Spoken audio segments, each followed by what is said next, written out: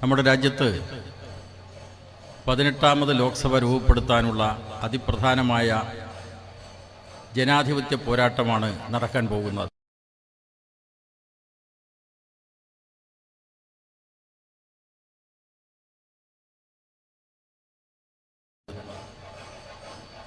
ആ ജനാധിപത്യ പോരാട്ടത്തിൽ രാജ്യം ഭരിച്ചുകൊണ്ടിരിക്കുന്ന BJPയെ അധികാരത്തിൽ നിന്ന് പുറത്താക്കണമെന്നാണ്.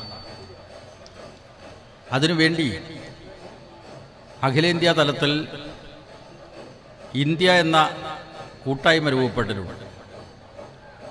ആ കൂട്ടായ്മയുടെ ഭാഗമാണ് ഇടതുപക്ഷ ജനാധിപത്യ പ്രസ്ഥാനങ്ങൾ. ഇന്ത്യ കൂട്ടായ്മയുടെ പ്രധാനപ്പെട്ട എതിരാളി RSSനാൽ നയിക്കപ്പെടുന്ന BJPയാണ്, അതിൻ്റെ മുന്നണി NDA. പക്ഷെ കേരളത്തിലെ 20 മണ്ഡലങ്ങളിലും നടക്കുന്ന തെരഞ്ഞെടുപ്പിൽ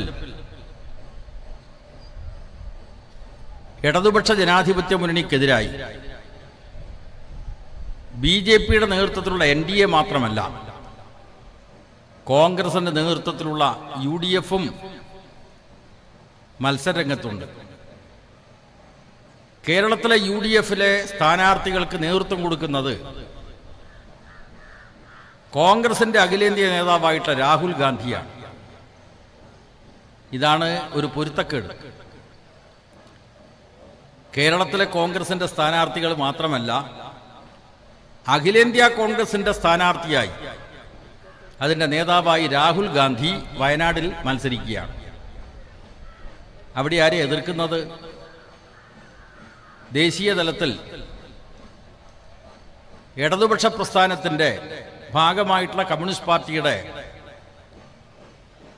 നേതാവും അഖിലേന്ത്യാ തലത്തിൽ മഹിളാ പ്രശ്നങ്ങളിൽ ഇടപെടുന്ന നേതാവുമായിട്ടുള്ള സഖാവ് ആനി രാജയാണ്. ഇവിടെ കോൺഗ്രസ് നൽകുന്ന അതിലുപരി ഇന്ത്യ എന്ന് പറയുന്ന ഒരു കൂട്ടായ്മക്ക് നേതൃത്വം കൊടുത്ത് BJPയെ അധികാരത്തിൽ നിന്ന് പുറത്താക്കാൻ പ്രതിജ്ഞാബദ്ധമാണെന്ന് അവകാശപ്പെടുന്ന കോൺഗ്രസിന്റെ അഖിലേന്ത്യാ നേതാവ് രാഹുൽ ഗാന്ധി വയനാട്ടിൽ മത്സരിക്കുന്നതിലൂടെ നൽകുന്ന സന്ദേശം എന്താണ്? ഈ നാട്ടിലെ ജനങ്ങൾ ആലോചിക്കണം. രാഹുൽ ഗാന്ധി കഴിഞ്ഞ തവണ മത്സരിച്ചു. അപ്പോൾ നാടൊട്ടുക്കും കോൺഗ്രസ്സുകാരും ലീഗുകാരും പ്രചരിപ്പിച്ചു, ആ മോദിയുടെ 5 കൊല്ലത്തെ ഭരണം രാജ്യത്ത് ന്യൂനപക്ഷ വേട്ടക്ക് ആണ് ഇടയാക്കിയത്. അതുകൊണ്ട് ജനങ്ങളുടെ ജീവിത പ്രശ്നങ്ങളൊന്നും പരിഹരിക്കപ്പെട്ടിട്ടില്ല. അതുകൊണ്ട് മോദിയെ പുറത്താക്കണം. മോദിയെ പുറത്താക്കാൻ യോഗ്യനാണ് രാഹുൽ. മോദിയുടെ കസേരയിൽ കയറിയിരിക്കാനുള്ള യോഗ്യത രാഹുൽ ഗാന്ധിക്കാണ് എന്ന് ഈ നാട്ടിലെ കോൺഗ്രസ്സുകാർ, ലീഗുകാർ ഇവരൊക്കെ ജനങ്ങളെ തെറ്റിദ്ധരിപ്പിച്ചു. അങ്ങനെ ഇടതുപക്ഷ പ്രസ്ഥാനത്തോട് എതിരില്ലാത്ത ആളുകളടക്കം UDFന് വോട്ട് ചെയ്തു. അങ്ങനെയാണ് കഴിഞ്ഞ തെരഞ്ഞെടുപ്പിൽ കേരളത്തിലെ 20 സീറ്റുകളിൽ 19 എണ്ണത്തിലും UDF വിജയിക്കാനിടയായത്. മോദിയുടെ ഭരണം 5 കൊല്ലം കൂടി പിന്നിട്ടിരിക്കുകയാണ്. ഇപ്പോൾ 10 വർഷമായി. മോദി അവകാശപ്പെടുന്നത് താൻ ഇന്ത്യയെ ഒരു 3ാമത്തെ സാമ്പത്തിക ശക്തിയാക്കുമെന്നാണ്. ടെലിവിഷൻ തുറന്നാൽ കേൾക്കുന്നത് എന്താണ്? കുഞ്ഞുങ്ങൾക്ക് കരുത്തേകുന്നത് അമ്മമാർക്ക് കരുത്തേകുന്നത് മോദിജി. ഇതാണ് ടെലിവിഷനിലെ പരസ്യം. എന്നാൽ ഈ പരസ്യത്തിലുള്ളതാണോ ഈ നാട്ടിലെ ജനങ്ങളുടെ അനുഭവം? 1 ലിറ്റർ പെട്രോളിന് 50 ഉറുപ്പിക കൊടുത്തു കഴിഞ്ഞാൽ കിട്ടും, താമരക്ക് വോട്ട് ചെയ്യണം. അതിൽ മയങ്ങിയിട്ടാണല്ലോ ആളുകൾ BJP അധികാരത്തിലേറ്റിയത്. കൃഷിക്കാരോട് പറഞ്ഞു, നിങ്ങൾ BJP അധികാരത്തിലേറ്റിക്കഴിഞ്ഞാൽ കൃഷിക്കാർക്ക് ന്യായമായിട്ടുള്ള വില കിട്ടും, കാർഷികോൽപ്പന്നങ്ങൾക്ക് ന്യായമായിട്ടുള്ള വില കിട്ടും. കള്ളപ്പണം പിടിച്ചെടുത്ത് ഈ നാട്ടിലെ ജനങ്ങൾക്ക് നൽകും. ഈ 10 വർഷം പിന്നിടുന്ന അവസരത്തിൽ മോദിയുടെ പ്രസംഗത്തിൽ ഇത് സംബന്ധിച്ച് വല്ലതും പറയുന്നുണ്ടോ? ഒന്നും പറയുന്നില്ല. BJPയുടെ പ്രകടന പത്രിക വന്നിരിക്കുകയാണ്. തെരഞ്ഞെടുപ്പിൽ BJPയുടെ നേതൃത്വത്തിലുള്ള NDAക്ക് നിങ്ങൾ എന്തിന് വോട്ട് ചെയ്യണം? അതിൻ്റെ പ്രകടന പത്രിക പുറത്തു വന്നപ്പോൾ അതിലെ മുഖ്യമായിട്ടുള്ള ഇനങ്ങൾ എന്താണ്? രാജ്യത്തിലെ ജനങ്ങളെ മതത്തിൻ്റെ അടിസ്ഥാനത്തിൽ ഭിന്നിപ്പിക്കുന്നതിന് വേണ്ടി പാർലമെന്റിൽ പാസാക്കിയിട്ടുള്ള പൗരത്വ നടപ്പാക്കും. അതിന്റെ ചട്ടം വന്നിരിക്കുകയാണ്. പൗരത്വ ഭേദഗതി നിയമം കർക്കശമായി നടപ്പാക്കും. BJPക്കാർ പ്രചരിപ്പിക്കുന്നത് കേരളത്തിൽ ആരും അതിനെ സംബന്ധിച്ച് ഉത്കണ്ഠപ്പെടേണ്ടതില്ല എന്നാണ്. അതൊക്കെ അഫ്ഗാനിസ്ഥാനിൽ നിന്നും ബംഗ്ലാദേശിൽ നിന്നും പാകിസ്ഥാനിൽ നിന്നും ഇന്ത്യയിലേക്ക് കുടിയേറിയിട്ടുള്ള ആളുകളുടെ പൗരത്വ പ്രശ്നം മാത്രമാണ് ഈ നിയമം പരിഗണിക്കുന്നത്. അതുകൊണ്ട് കേരളത്തിലെ ആർക്കും ഉത്കണ്ഠക്ക് അവകാശമില്ല എന്നാണ്. പക്ഷെ ഇത് ഒറ്റ അജണ്ടയല്ല, ബന്ധമുള്ള മറ്റ് അജണ്ടകളും BJP മുന്നോട്ട് വച്ചിരിക്കുകയാണ്. എന്താണ് അതിൻ്റെ തുടർച്ചയായിട്ടുള്ള അജണ്ട? പൗരത്വ രജിസ്റ്റർ തയ്യാറാക്കുമെന്നാണ്. പൗരത്വ ഭേദഗതി നിയമം നടപ്പാക്കുന്നതോടുകൂടി പൗരത്വ രജിസ്റ്റർ നടപ്പാക്കും. എന്താണ് അവരുടെ ഉദ്ദേശ്യം? നമ്മുടെ ഭരണഘടനയുടെ ആമുഖത്തിലെ ആദ്യത്തെ വാചകമായിട്ടുള്ള നാം വി, അതിനെയാണ് 10 വർഷക്കാലം രാജ്യത്തിലെ BJP ഭിന്നിപ്പിച്ചത്. നമ്മളെ ഭിന്നിപ്പിക്കുകയാണ്. മതത്തിൻ്റെ പേര് പറഞ്ഞ് വിദ്വേഷം പ്രചരിപ്പിക്കുകയാണ് BJP ചെയ്തിട്ടുള്ളത്. അതുകൊണ്ട് പൗരത്വ ഭേദഗതി നിയമം ഒറ്റയായിട്ട് നിൽക്കുന്നതല്ല, തുടർന്ന് പൗരത്വ രജിസ്റ്റർ നടപ്പാക്കും എന്നും BJP അവകാശപ്പെട്ടിട്ടുണ്ട്. സുഹൃത്തുക്കളെ, ഇവിടെയാണ് ഈ നാട്ടിലെ കോൺഗ്രസിൻ്റെ കള്ളക്കളി നമുക്ക് മനസ്സിലാക്കാൻ പറ്റുന്നത്. പൗരത്വ ഭേദഗതി നിയമം നടപ്പാക്കും, BJPയുടെ പ്രകടന പത്രിക. പൗരത്വ രജിസ്റ്റർ നടപ്പാക്കും, അമിത്ഷാ ഉൾപ്പെടെയുള്ള BJP നേതാക്കന്മാർ. അപ്പോൾ രാജ്യത്തിലെ പൗരത്വം പുതുതായിട്ട് രജിസ്റ്റർ ചെയ്യും എന്ന് പറഞ്ഞാൽ രാജ്യത്തിലെ ജനങ്ങളെ മതത്തിൻ്റെ അടിസ്ഥാനത്തിൽ ഭിന്നിപ്പിക്കുന്നതിലേക്കുള്ള ചുവടുവെപ്പാണ് ഈ രാജ്യത്തിലെ RSSും സംഘപരിവാരവും ലക്ഷ്യമിടുന്നത് എന്നത് വ്യക്തമാണ്. എന്താ ഇക്കാര്യത്തിൽ കോൺഗ്രസിന്റെ നിലപാട്? കോൺഗ്രസിന്റെ പ്രകടന പത്രിക വന്നല്ലോ. ആ പ്രകടന പത്രികയിൽ പൗരത്വ ഭേദഗതി നിയമത്തെക്കുറിച്ച് ഒറ്റ വാക്കെങ്കിലും പറഞ്ഞോ? ഇവിടെ കോൺഗ്രസിന്റെ സ്ഥാനാർത്ഥിയാണ് വടകര മണ്ഡലത്തിൽ മത്സരിക്കുന്നത്. ആ സ്ഥാനാർത്ഥിയോട് നമുക്ക് ചോദിക്കാനുള്ളത്, പൗരത്വ ഭേദഗതി നിയമത്തിന്റെ കാര്യത്തിൽ എന്താണ് കോൺഗ്രസിന്റെ നിലപാട്? ഞങ്ങൾക്ക് നിലപാടില്ല. AICCയുടെ പ്രസിഡന്റ് മല്ലികാർജുൻ ഖാർഗെയുടെ ഡൽഹിയിൽ നടത്തിയിട്ടുള്ള വാർത്താ സമ്മേളനത്തിൽ പത്രക്കാർ ചോദിച്ചു, എന്താണ് കോൺഗ്രസിന്റെ നിലപാട്? അപ്പോൾ വൈകുന്നേരമാണ് വാർത്താ സമ്മേളനം നടക്കുന്നത്. ആ വാർത്താ സമ്മേളനത്തിൽ ഖാർഗെ മാത്രമല്ല, ആലപ്പുഴയിൽ മത്സരിക്കുന്ന കോൺഗ്രസിന്റെ അഖിലേന്ത്യാ നേതാവ് വേണുഗോപാൽ കൂടിയുണ്ട്. എന്താ പറഞ്ഞ മറുപടി? പത്രക്കാരോട് പറഞ്ഞു, അത് രാത്രി ആലോചിച്ച് നാളെ രാവിലെ പറയാം. രാത്രി ആലോചിച്ച് നാളെ രാവിലെ പറയാം. എത്ര രാത്രികൾ കഴിഞ്ഞു? എന്തേ പറയാത്തത്? ഈ ചോദ്യത്തിന് മറുപടി പറയാൻ വിഷമിക്കുന്ന രാഹുൽ ഗാന്ധിയും കോൺഗ്രസും കേരളത്തിൽ വരുന്നു, വയനാട്ടിൽ അവിടെ നോമിനേഷൻ കൊടുക്കുന്നു. ആ വയനാട്ടിൽ നിന്ന് നേരെ പുറപ്പെട്ട് കോഴിക്കോടെത്തുന്നു. അവിടുത്തെ UDF സ്ഥാനാർത്ഥികളെ പരിചയപ്പെടുത്തുന്നു. കണ്ണൂരിൽ വരുന്നു. അപ്പോൾ കണ്ണൂരിലെത്തുമ്പോഴേക്ക് കേരളത്തിന്റെ ആദരണീയനായിട്ടുള്ള മുഖ്യമന്ത്രിയുടെ നേതൃത്വത്തിൽ ഇടതുപക്ഷ ജനാധിപത്യ മുന്നണിയുടെ നേതാക്കന്മാർ ആവർത്തിച്ച് ചോദിച്ചുകൊണ്ടിരിക്കുന്നു.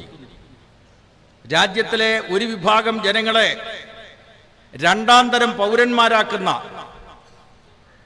ഈ പൗരത്വ ഭേദഗതി നിയമത്തോട് കോൺഗ്രസിന്റെ നിലപാടെന്താണ്? രാഹുൽ ഗാന്ധി, നിങ്ങൾ വ്യക്തമാക്കൂ എന്ന് ഈ നാട്ടിലെ ഓരോ ആളുകളും ചോദിച്ചുകൊണ്ടിരിക്കുമ്പോൾ പ്രകോപിതനായിട്ടുള്ള രാഹുൽ ഗാന്ധി പറയുന്നത്, എന്താ കേരളത്തിന്റെ മുഖ്യമന്ത്രിയെ അറസ്റ്റ് ചെയ്യാത്തത്? കേരളത്തിന്റെ മുഖ്യമന്ത്രി പിണറായി വിജയനെ എന്താണ് കേന്ദ്ര ഏജൻസികൾ ചോദ്യം ചെയ്യാത്തത്? എന്താണ് ജയിലിലടക്കാത്തത്? എത്ര പരിഹാസ്യമായിട്ടുള്ള അവസ്ഥയിലാണ് കോൺഗ്രസിന്റെ അഖിലേന്ത്യാ നേതാവായിട്ടുള്ള രാഹുൽ എത്തിച്ചേർന്നിട്ടുള്ളത്? നിങ്ങളൊന്ന് ആലോചിച്ച് നോക്കുക. ഞാൻ ആദ്യം പറഞ്ഞല്ലോ, BJPയെ ഇന്ത്യയുടെ ഭരണക്കസേരയിൽ നിന്ന് മാറ്റി നിർത്താൻ രാഷ്ട്രീയമായിട്ട് ചുമതല നിർവഹിക്കുമെന്ന് ആളുകൾ പ്രതീക്ഷിക്കുന്ന രാഹുൽ ഗാന്ധി ഈ രാജ്യത്തിലെ വലിയൊരു വിഭാഗം ജനങ്ങൾ ഉത്കണ്ഠയിൽ കഴിയുന്ന അവസരത്തിൽ, അവരുടെ പൗരത്വത്തെ പ്രതികൂലമായി ബാധിക്കുന്ന ഒരു നിയമം വരുന്നു, രജിസ്റ്റർ വരുന്നു എന്ന് ഉത്കണ്ഠപ്പെടുന്ന അവസരത്തിൽ രാജ്യത്തിലെ കോൺഗ്രസിന്റെ നേതാവായിട്ടുള്ള രാഹുൽ മറുപടി പറയണ്ടേ? ആ മറുപടി പറയുന്നതിന് പകരം അരിയത്ര എന്ന് ചോദിച്ചപ്പോ പയറഞ്ഞാഴി എന്ന് പറയുന്നത് പോലെ രാഹുൽ ഗാന്ധി കണ്ണൂരിൽ പ്രസംഗിക്കുന്നു. എന്താണ് പിണറായി വിജയനെ അറസ്റ്റ് ചെയ്ത് ജയിലിലടക്കാത്തത്? അതിന് പിണറായി കൃത്യമായിട്ട് മറുപടി പറഞ്ഞിട്ടുണ്ട് അല്ലേ? പിണറായി എന്താ പറഞ്ഞത്? ജയിലൊന്നും ഞങ്ങൾക്ക് പുത്തരിയല്ല രാഹുൽ ഗാന്ധി. ഈ രാഹുലിന്റെ മുത്തശ്ശി ഉണ്ടല്ലോ, ഇന്ദിരാഗാന്ധി രാജ്യത്തിന്റെ പ്രധാനമന്ത്രിയായിരുന്നല്ലോ. 1947 അധികാരത്തിൽ വന്ന കോൺഗ്രസ് നീണ്ട 30 വർഷക്കാലം ഈ രാജ്യം ഭരിച്ചു. അന്ന് കോൺഗ്രസ് മുടിയൂടാ മന്നന്മാരാണ്. കേന്ദ്രം കോൺഗ്രസ് ഭരിക്കുന്നു, സംസ്ഥാനങ്ങൾ കോൺഗ്രസ് ഭരിക്കുന്നു. ഇപ്പോഴോ കോൺഗ്രസ് വിലയില്ല, സ്വാധീനമില്ല. കോൺഗ്രസിന്റെ സംസ്ഥാനത്ത് പോലും മത്സരിക്കാൻ മറുപടി വന്നിട്ടില്ല. ആ രാഹുൽ ഗാന്ധിയാണ് പിണറായി വിജയനെ അറസ്റ്റ് ചെയ്യണം. പൗരത്വ നിയമത്തിന്റെ കാര്യം ജയിലിലടക്കണം. എത്ര പരിഹാസ്യമാണ്. പിണറായി കൃത്യമായ മറുപടി, നിങ്ങളുടെ മുത്തശ്ശിയായിട്ടുള്ള ഇന്ദിരാഗാന്ധി പ്രധാനമന്ത്രിയായിരിക്കെ അലഹബാദ് ഹൈക്കോടതിയുടെ ഒരു വിധി വന്നു. ഇന്ദിരാഗാന്ധിയെ ലോക്സഭയിലേക്ക് തെരഞ്ഞെടുത്തത് കോടതി റദ്ദാക്കി. പ്രധാനമന്ത്രി പദം പോകുമെന്ന് വന്നപ്പോ രാജ്യത്തിലെ പൗരന്മാർക്ക് ഭരണഘടന നൽകുന്ന പൗരാവകാശങ്ങൾ സസ്പെൻഡ് ചെയ്തുകൊണ്ട് ഈ രാജ്യത്തെ അടിയന്തരാവസ്ഥ ഭീകരവാഴ്ച അടിച്ചേൽപ്പിച്ചു. 1975 ജൂൺ മാസം 26-ാം തീയതി പ്രഖ്യാപിച്ച ആ ഭീകര ഭരണത്തിന്റെ കാലത്ത് സഖാവ് പിണറായി ഉൾപ്പെടെയുള്ള ആളുകളെ പിടിച്ച് ജയിലിലിട്ടു. കേസുണ്ടായിരുന്നോ? Maintenance of internal security act അനുസരിച്ചാണ് പിണറായി ഉൾപ്പെടെയുള്ള നേതാക്കന്മാരെ പിടിച്ച് ജയിലിലിട്ടത്. ജനതാ പ്രസ്ഥാനത്തിന് നേതാവായിട്ടുള്ള വീരേന്ദ്രകുമാർ ഉൾപ്പെടെ അന്നത്തെ അഖിലേന്ത്യാ ലീഗിന്റെ നേതാവ് മമ്മൂക്കൈ ഉൾപ്പെടെ നിരവധി ആളുകളെ, ഉമ്മർ ബാഫക്കി തങ്ങൾ ഉൾപ്പെടെ നിരവധി ആളുകളെ കണ്ണൂർ സെൻട്രൽ ജയിലിൽ പിടിച്ചിട്ടു. എത്ര വർഷം? 1.5 വർഷം, 18 മാസക്കാലം. രാഹുൽ ഗാന്ധിയുടെ മുത്തശ്ശി പ്രഖ്യാപിച്ച അടിയന്തരാവസ്ഥയുടെ ഭീകരവാഴ്ചക്കാലത്ത് തടവിൽ കഴിഞ്ഞ നേതാവായിട്ടുള്ള സഖാവ് പിണറായിയോടാണ് നമ്മുടെ രാഹുൽ ചോദിക്കുന്നത്, ജയിലിൽ എന്തേ നിങ്ങൾ കടക്കാത്തത്? നിങ്ങൾ എന്താ ജയിലിൽ പിടിച്ചിടാത്തത് എന്ന് മാത്രമല്ല, രാഹുൽ ഗാന്ധി പറയുന്നത്, ഞാൻ RSSനെതിരായി പൊരുതിക്കൊണ്ടിരിക്കുകയാണ്. അപ്പൊ കോൺഗ്രസ്സുകാരെ ചോദിക്കുകയാണ്, സംഘപരിവാർ ഭരണത്തിനെതിരെ, സംഘപരിവാറിന്റെ ഭീകരതക്കെതിരെ, സംഘപരിവാറിന്റെ നടപടികൾക്കെതിരെ രാഹുൽ ഗാന്ധിയെ പോലെ പ്രസംഗിക്കുകയും പ്രവർത്തിക്കുകയും ചെയ്യുന്ന വേറൊരു നേതാവുണ്ടോ എന്ന ചോദ്യമാണ് കോൺഗ്രസ്സുകാർ ചോദിക്കുന്നത്. കോൺഗ്രസ്സുകാരോട് ചരിത്രം ഒന്ന് തിരിഞ്ഞു നോക്കണം, ചരിത്രത്തിൽ എന്ത് സംഭവിച്ചു എന്ന് മനസ്സിലാക്കണം. മിസ്റ്റർ രാഹുൽ ഗാന്ധി, കോൺഗ്രസ്സുകാരെ, ഈ രാഹുൽ ഗാന്ധി ഏത് വർഷമാണ് ജനിച്ചത്? ഞാൻ ഇവിടുത്തെ കോൺഗ്രസ്സുകാരോട് ചോദിക്കുകയാണ്, ആ ജനന വർഷം നിങ്ങളൊന്ന് നോക്കണം. 1970 ജൂൺ മാസം ജനിച്ച നേതാവാണ് രാഹുൽ ഗാന്ധി. 70 രാഹുൽ ഗാന്ധി ജനിക്കുന്ന അവസരത്തിൽ ഈ നാട്ടിലെ RSSും സംഘപരിവാരവും മുന്നോട്ട് വെച്ച എല്ലാ ഭീഷണികളെയും എതിരിട്ടുകൊണ്ട് ഈ രാജ്യത്ത് പ്രവർത്തിച്ചിട്ടുള്ള, ഈ നാട്ടിൽ പ്രവർത്തിച്ചിട്ടുള്ള പാർട്ടി നേതാവാണ് സഖാവ് പിണറായി വിജയൻ. തലശ്ശേരി ഒരു പരീക്ഷണ കേന്ദ്രമായിരുന്നല്ലോ. RSS സംഘപരിവാരം ഈ കേരളത്തിൽ സ്വാധീനം ഉറപ്പിക്കുന്നതിനു വേണ്ടി നടത്തിയ നിരവധി അക്രമ സംഭവങ്ങളുടെ കേന്ദ്രമായിരുന്നു തലശ്ശേരി. 1968, 69 കാലം CPM-ന്റെ നിരവധി ആളുകളെയാണ് RSS-കാരെന്ന് ആക്രമിച്ചത്. അന്ന് സഖാവ് പിണറായിയെ കൊലക്കേസിൽ പ്രതിയാക്കി RSS-കാർ. അത് കഴിഞ്ഞു 1971. രാഹുൽ ഗാന്ധിക്ക് എത്രയാണ് നേരത്തെ വയസ്സ്? 2 വയസ്സായിട്ടില്ലല്ലോ. അപ്പോ രാഹുൽ ഗാന്ധി കോണ കൊടുത്ത് നടക്കുന്ന കാലത്ത് തലശ്ശേരിയിൽ വർഗീയ കലാപം നടന്നപ്പോ ആ വർഗീയ കലാപം അവസാനിപ്പിക്കുന്നതിന് RSS-കാർ നടത്തിയിട്ടുള്ള എല്ലാ നുണപ്രചരണങ്ങളെയും എതിരിട്ടുകൊണ്ട് സമുദായ സൗഹാർദ്ദത്തിനു വേണ്ടി പൊരുതി RSS-നെതിരായി ശക്തമായിട്ട് നിലപാട് സ്വീകരിച്ചിട്ടുള്ള ഒരു ഇടതുപക്ഷ നേതാവാണ് സഖാവ് പിണറായി. ആ പിണറായിയോടാണ് പറയുന്നത്, ഞങ്ങൾ RSS-നെതിരായിട്ട് വലിയ നിലപാട് സ്വീകരിക്കുന്ന ഒരു പാർട്ടിയാണ് കോൺഗ്രസ്. ആണോ? കോൺഗ്രസിന് കൃത്യമായിട്ടുള്ള നിലപാടുണ്ടോ? നിങ്ങൾ നോക്കൂ, രാമക്ഷേത്രം, ആ രാമക്ഷേത്രത്തിന്റെ പ്രാണപ്രതിഷ്ഠാ ചടങ്ങ്, ആരാ പ്രാണപ്രതിഷ്ഠാ ചടങ്ങ് നടത്തേണ്ടത്? നമ്മുടെ ഈ മണ്ഡലത്തിന്റെ പല ഭാഗത്തും ഹിന്ദു ആരാധനാലയങ്ങളുണ്ടല്ലോ, അവിടെ പ്രതിഷ്ഠ നടക്കുന്നു, പുനഃപ്രതിഷ്ഠ നടക്കുന്നു. ആരാ നടത്തുന്നത്? പുരോഹിതന്മാർ, പൂജാരിമാർ. ആ പൂജാരിമാരെ മാറ്റി നിർത്തി പ്രധാനമന്ത്രി ഒരു ക്ഷേത്രത്തിന്റെ പ്രാണപ്രതിഷ്ഠ ചടങ്ങ് നടത്തുന്നു. നേരെ വിപരീതമാണ് പാർലമെന്റ് മന്ദിരത്തിന്റെ കാര്യത്തിലുണ്ടായത്. ഇന്ത്യക്കൊരു പുതിയ പാർലമെന്റ് മന്ദിരമുണ്ടായി. ആ പാർലമെന്റ് മന്ദിരത്തിന്റെ ഉദ്ഘാടനം നിർവഹിക്കുന്നതിന് പാർലമെന്റിലെ ഒന്നാമത്തെ അംഗം ഈ യൂണിയൻ പ്രസിഡന്റാണ്, ഇന്ത്യ യൂണിയൻ പ്രസിഡന്റാണ്, ദ്രൗപദി മുർമു, രാഷ്ട്രപതി. അവരെ വിളിക്കുന്നില്ല. പിന്നെയോ കുറച്ച് തമിഴ്നാട്ടിലെ കുറച്ച് പൂജാരിമാരെയും കൂട്ടിയിട്ടാണ് ജനാധിപത്യത്തിന്റെ ശ്രീകോവിലായിട്ട് അറിയപ്പെടുന്ന പാർലമെന്റ് മന്ദിരത്തിന്റെ ഉദ്ഘാടനം നിർവഹിക്കുന്നത്. അപ്പൊ എല്ലാം ഒരു വ്യക്തിയിലേക്ക്, ഒരു രാജ്യം, ഒരു നിയമം, ഒരു തെരഞ്ഞെടുപ്പ്, ഒരു രജിസ്ട്രേഷൻ, ഒരു നേതാവ്. പണ്ട് കോൺഗ്രസ്സുകാർ വിളിച്ച മുദ്രാവാക്യം ഇന്ത്യക്കൊന്നേ നേതാവുള്ളൂ, ഇന്ദിര ഇന്ദിര ഇന്ദിര മാത്രം എന്നാണ്. ആ ഇന്ദിരയുടെ ഭരണകാലത്തെ കുറിച്ചാണ് ഞാനിവിടെ പറഞ്ഞത്. ഇപ്പൊ മോദിയുടെ ഭരണകാലത്ത് മോദി സ്തുതി. ഇന്ദിരക്കെതിരായതുപോലെ മോദിയുടെ ഏകാധിപത്യ വാഴ്ചക്കെതിരായും കൃത്യമായ നിലപാടുള്ളത് രാജ്യത്തിലെ ഇടതുപക്ഷ പ്രസ്ഥാനങ്ങൾക്ക് മാത്രമാണ്. പ്രാണപ്രതിഷ്ഠാ ചടങ്ങ് നടത്തിയപ്പോ CPM ജനറൽ സെക്രട്ടറി, CPIയുടെ സെക്രട്ടറി എല്ലാവർക്കും ക്ഷണക്കത്ത് കിട്ടിയല്ലോ. ഒരു നിമിഷം കൊണ്ട് നിലപാട് തീരുമാനിച്ചു ഇടതുപക്ഷങ്ങൾ. കോൺഗ്രസിന് എത്ര ആഴ്ച വേണ്ടി വന്നു? ഞങ്ങൾ ഒടുവിൽ പങ്കെടുക്കുന്നില്ലെന്ന് തീരുമാനിച്ചപ്പോൾ ഹിമാചൽ പ്രദേശിലെ കോൺഗ്രസിന്റെ മന്ത്രി അവിടെ പോകുന്നു, കോൺഗ്രസിന്റെ ഒരു പറ്റം നേതാക്കന്മാർ പോകുന്നു. നിലപാടുണ്ടോ കോൺഗ്രസിന്? ഉണ്ടോ രാഹുൽ ഗാന്ധി? ഇവിടെ രാഹുൽ ഗാന്ധി കണ്ണൂരിൽ പ്രസംഗിക്കുമ്പോ അവിടെ ഒരു സ്ഥാനാർത്ഥിയുണ്ട്, KPCCയുടെ പ്രസിഡന്റാണ്, അവിടെ കൈച്ചിഹ്നത്തിൽ മത്സരിക്കുന്നത്. ആ സ്ഥാനാർത്ഥിയുടെ നിലപാടെന്താണ്? KPCCയുടെ പ്രസിഡന്റാണ്, ജില്ലാ കോൺഗ്രസ് അല്ല. KPCCയുടെ പ്രസിഡന്റായിട്ടുള്ള സുധാകരനെ ഈ രാജ്യത്തെ മതരാഷ്ട്രത്തിലേക്ക് നയിക്കുന്ന RSS-നോടുള്ള നിലപാടെന്താണ്? BJPയോടുള്ള നിലപാടെന്താണ്? സുധാകരൻ തന്നെ പരസ്യമായി ഒരു ഘട്ടത്തിൽ പ്രഖ്യാപിച്ചല്ലോ, RSS-ന്റെ ശാഖകൾക്ക് സംരക്ഷണം കൊടുക്കാൻ എന്റെ കുട്ടികളെ ഞാൻ അയച്ചു കൊടുത്തിട്ടുണ്ട്. എന്താ കോൺഗ്രസ്സുകാരെ നിങ്ങൾക്ക് പറയാനുള്ളത്?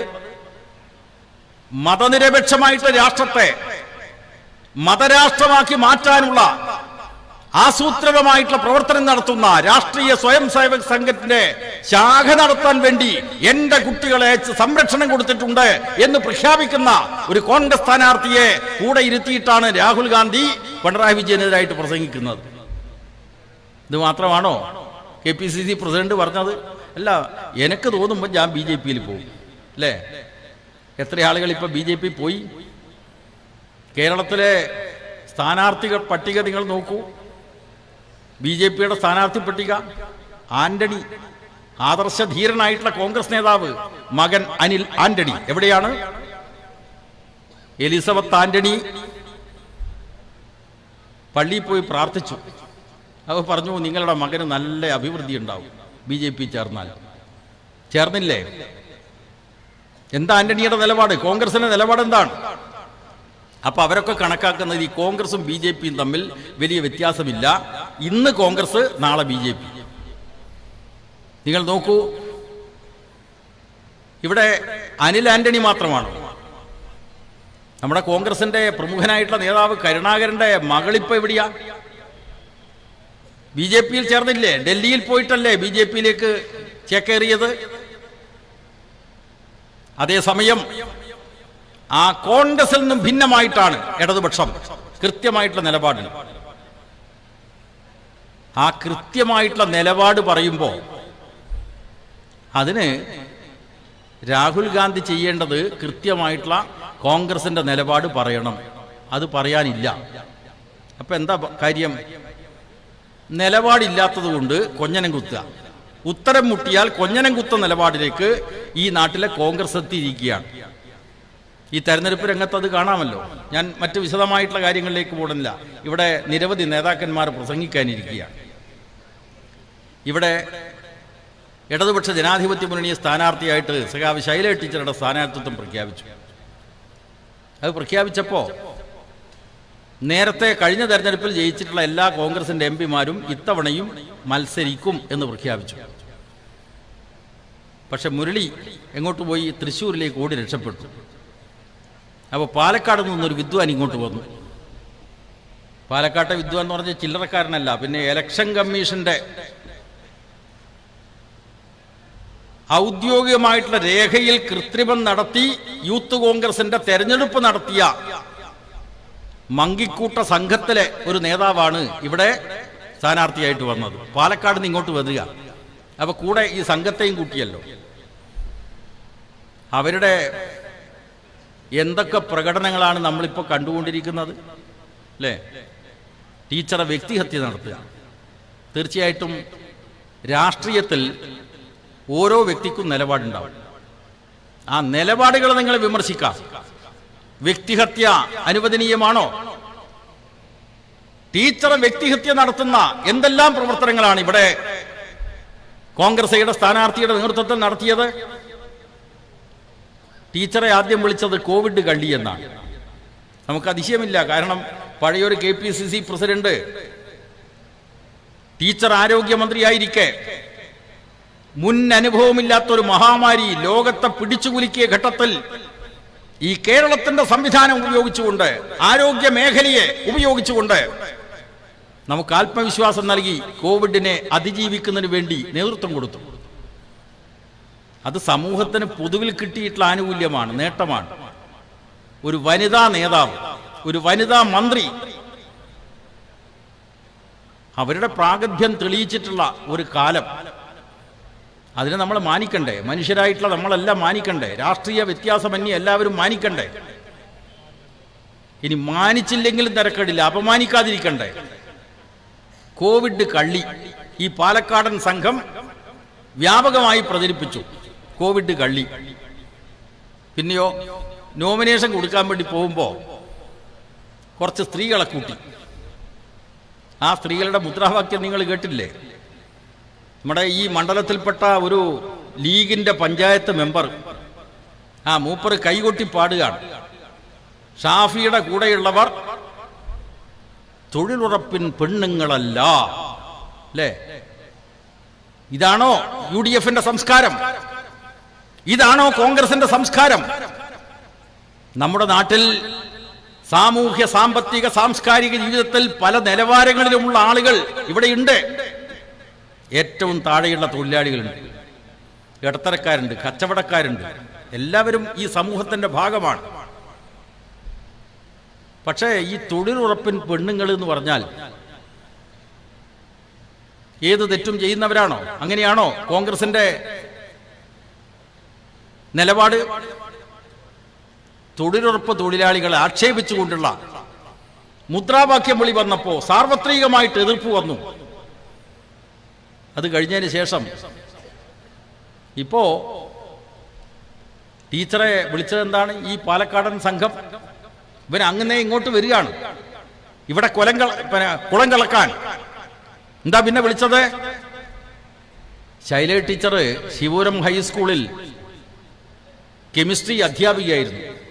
എന്നിട്ടോ വർഷക്കാലം കുട്ടികളെ പഠിപ്പിച്ചതിന് ശേഷം ഈ നാടിന്റെ പൊതുരംഗത്തേക്ക്, പൊതുമണ്ഡലത്തിലേക്ക് ടീച്ചറുടെ കഴിവ് ഉപയോഗപ്പെടുത്തണമെന്ന് തീരുമാനിച്ചതിന്റെ അടിസ്ഥാനത്തിൽ ജോലി രാജിവെച്ച് സാമൂഹ്യ സേവന രംഗത്തേക്ക് ഇറങ്ങിയിട്ടുള്ള ഒരു മഹതിയാണ് ടീച്ചർ. എന്താ കോൺഗ്രസ്സുകാരെ നിങ്ങൾ ആ ടീച്ചറെ വിശേഷിപ്പിച്ചത്? തുന്നൽ ടീച്ചർ അല്ലേ?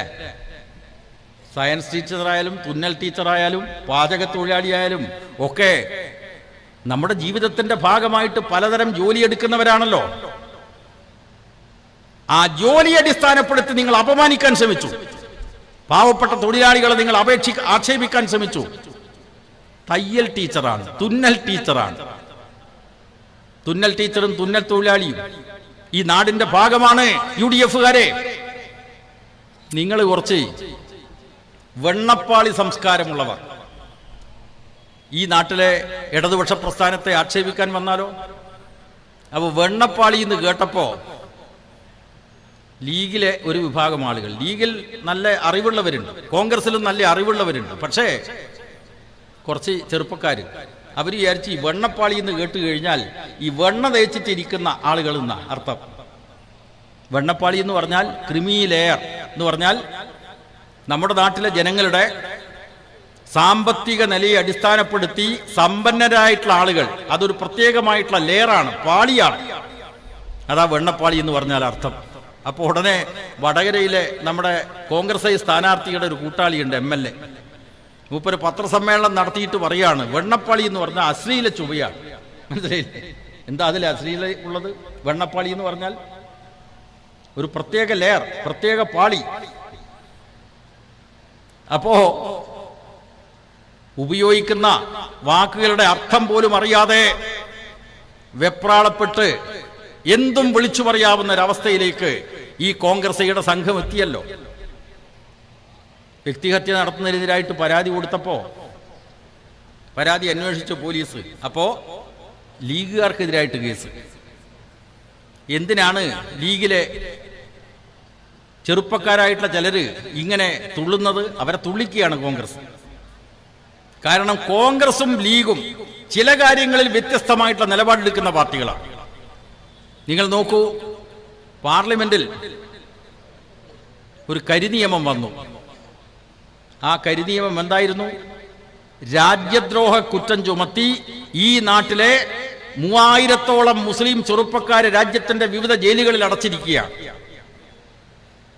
രാജ്യദ്രോഹ കുറ്റം, അതിനൊരു നിയമം പാസാക്കിയിട്ടുണ്ട്.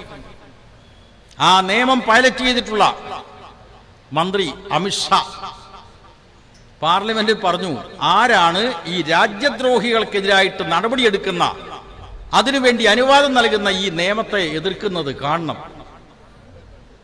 കോൺഗ്രസ്സുകാരിലൊക്കെ അമർന്നിരുന്നല്ലോ അവിടെ. നോക്കണം, ഈ രാജ്യത്തിലെ ആയിരക്കണക്കായ മുസ്ലിം ചെറുപ്പക്കാരെ മോദി സർക്കാരിനെ എതിർത്തു എന്നതിന്റെ പേരിൽ, അവരുടെ പേരിൽ കുറ്റം ചുമത്തിയത് രാജ്യദ്രോഹ കുറ്റം. അതിന് നിയമപരീക്ഷ നൽകാനുള്ള നിയമം പാർലമെന്റിൽ പാസാക്കിയപ്പോ അമിത്ഷായുടെ ഭീഷണി വന്നു. നമ്മുടെ ഇവിടുന്ന് ജയിച്ചു പോയിട്ടുള്ള കോൺഗ്രസിന്റെ MP-മാരില്ലേ, മിണ്ടിയോ? അവിടെ ആരാ എതിർത്തത്? CPM ഇടതുപക്ഷം MP-മാർ. കഴിഞ്ഞ തെരഞ്ഞെടുപ്പിൽ ജയിച്ചിട്ടുള്ള ഏക MP കേരളത്തിൽ ആരിഫ് അതിനെതിർത്തു. DMK-യുടെ പാർലമെന്റ് മെമ്പർമാർ എതിർത്തു. ഞാൻ നേരത്തെ പറഞ്ഞതുപോലെ കോൺഗ്രസിൽ നിന്നും ഭിന്നമായിട്ട് ലീഗിന്റെ MP-മാരും എതിർത്തു. കോൺഗ്രസ് ഉണ്ടായി അവിടെ.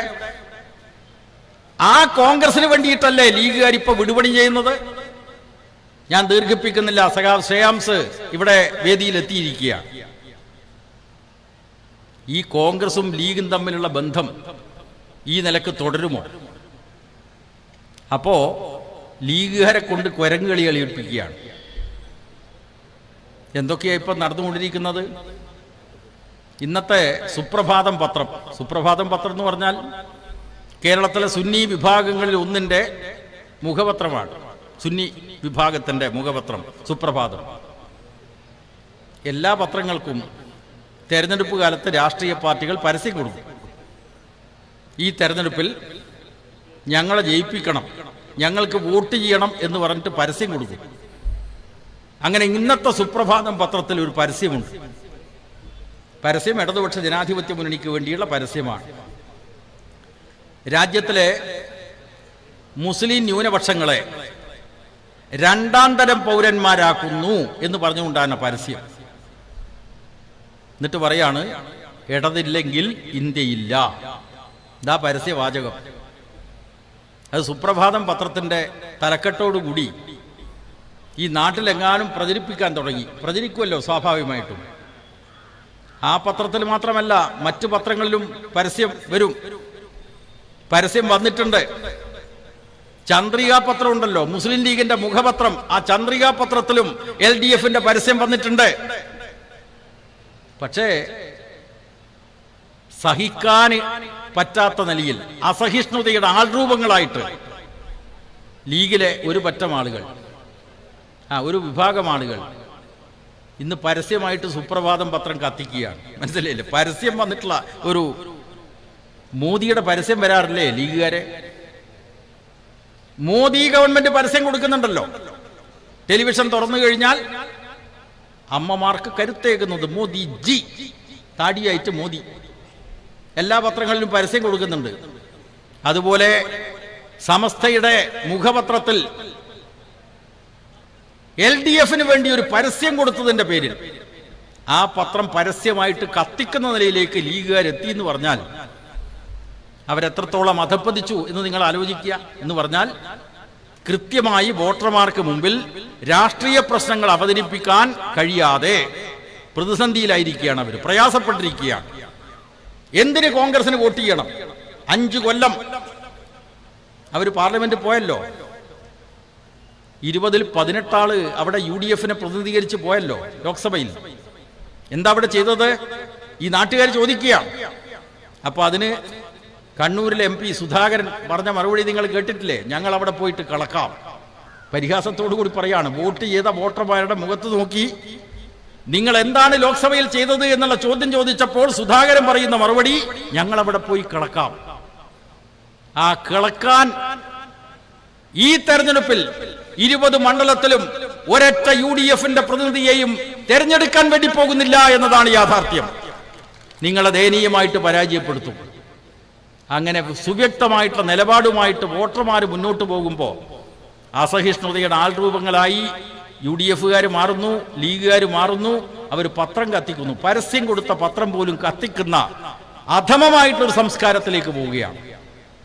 ഇവിടെ ഉത്തമമായ രാഷ്ട്രീയ സംസ്കാരത്തിന്റെ പ്രതിനിധിയായിട്ടാണ് സഖാവ് ശൈല ടീച്ചർ മത്സരിക്കുന്നത്.